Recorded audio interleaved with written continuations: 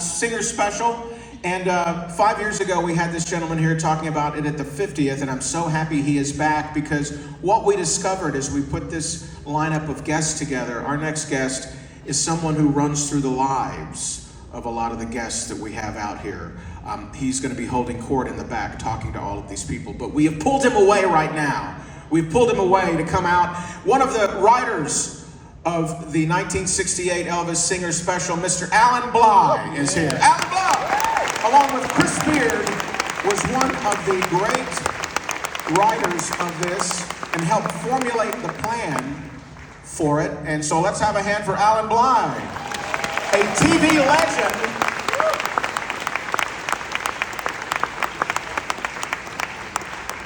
There you go. Good to see you, Allan. There you go, right there. Did you bring your guitar?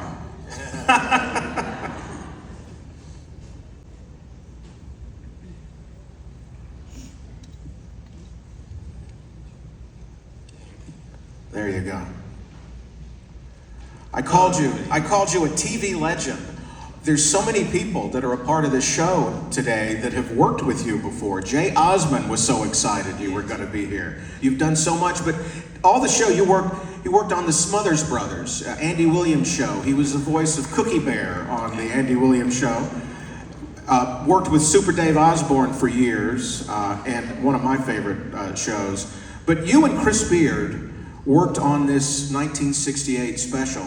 And how did you get the job? I know Steve Bender was the director, but how did you and Chris come to work on this special? Well, we had promised one another that we would, once we got a chance, whatever one of us got our first break, would bring the other one in. And I got the first break. He was doing Laugh-In, I was doing the Smothers Brothers, and they thought that these guys were kind of cutting edge variety show producers, writers. Yeah. And we ended up getting this is a wonderful audience. Oh, these people, you got up early today, folks. Wow. You're wonderful. One of the things about this special that is interesting is we see it now as a completed product, but at the time, you and Chris were trying to find a way to tell Elvis's story. How did you come up with the idea of kind of telling his life? Well, we spent 6 weeks with him every day and listening to him.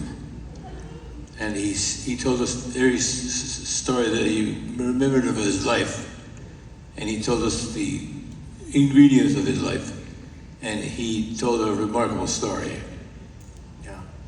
That life, that small town that he came from and the struggles that he had. And so you guys came up with the Guitar Man as kind of the theme of the show.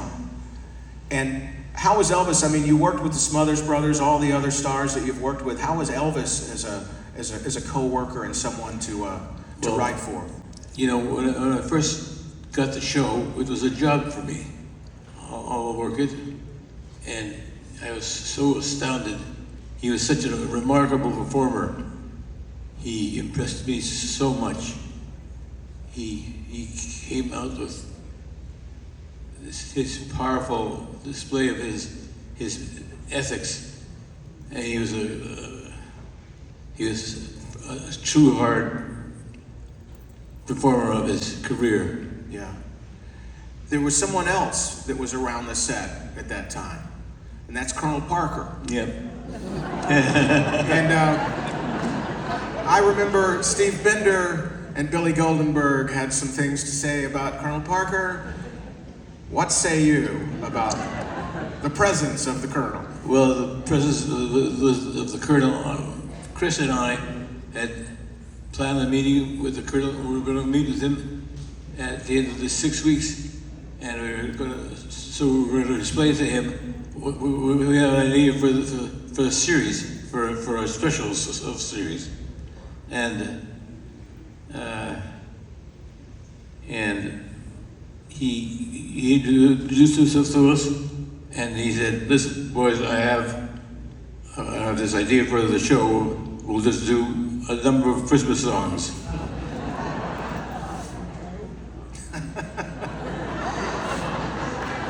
And who's going to stand up to Colonel if he says that, right?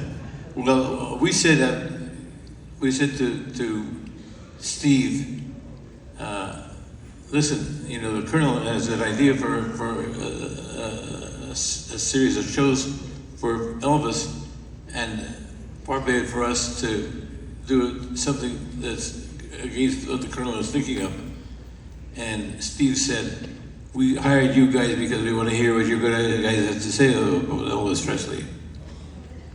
And I said, okay, well, we'd like to do a show with Elvis that stems from his stories that he had been telling us about himself.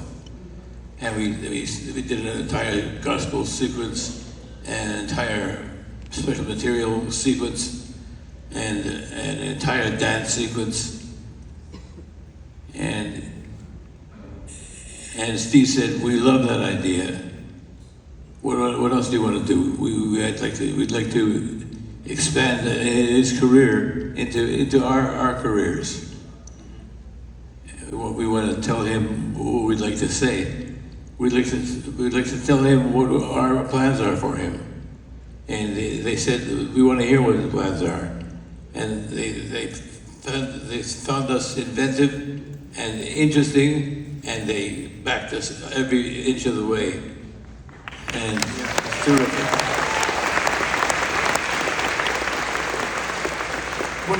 When I talked to Steve Bender those years ago, he talked about that Elvis had a trust of himself, of Steve, and of you and Chris, and really let you see who he really was, and that you were able to take that and make it into a story. And like you said, Steve had your back to keep you. But Steve had to balance working with Colonel and working with Elvis and the network over here. I mean, he was really somebody that was, you know, dealing with a lot of that while you guys He was terrific. Yeah. And there was a night that you guys were together and the assassination of RFK happened. Mm-hmm. And tell us about that time. What happened when you guys heard about that? I remember that time. And Chris, who was a guy with a great sense of humor, showed me the respect that he had for Elvis.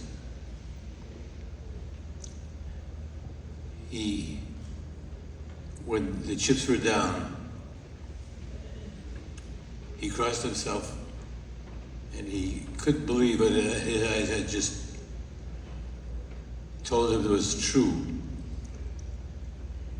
And so difficult for us to get this under our skins. He was so torn by his upset that he could not forgive himself. He was such a torn individual.